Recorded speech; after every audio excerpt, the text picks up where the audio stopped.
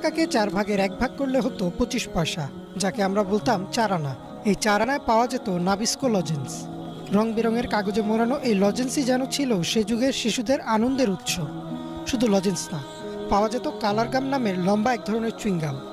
বেশ কিছুক্ষণ চাবালে ম্যাজিকের মতো সাদা চুইংগাম হয়ে যেত গোলাপি। এছাড়াও ভাঙা প্লাস্টিক বোতল বা লোহা লক্কর দিয়ে পাওয়া যেত হাওয়াই মিঠাই বা কটকটি। চকলেটের পর ছিল খেলনা। তখন খেলার জন্য আধুনিক বা দামি কোনো খেলনা ছিল না।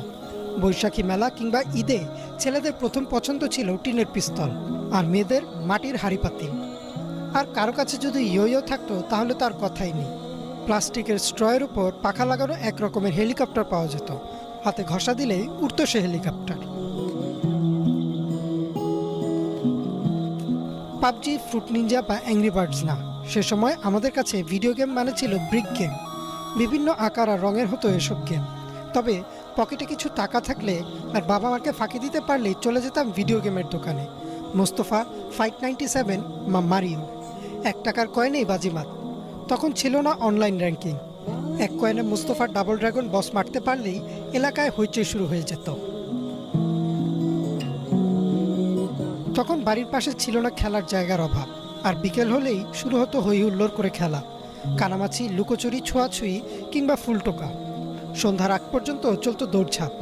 তবে বাবার কড়া নির্দেশ থাকতো মাগরিবের আজানের সাথে সাথে ফিরতে হবে বাসায়। বাসায় ফিরে হাত মুখ ধুয়ে শুরু হতো পড়া।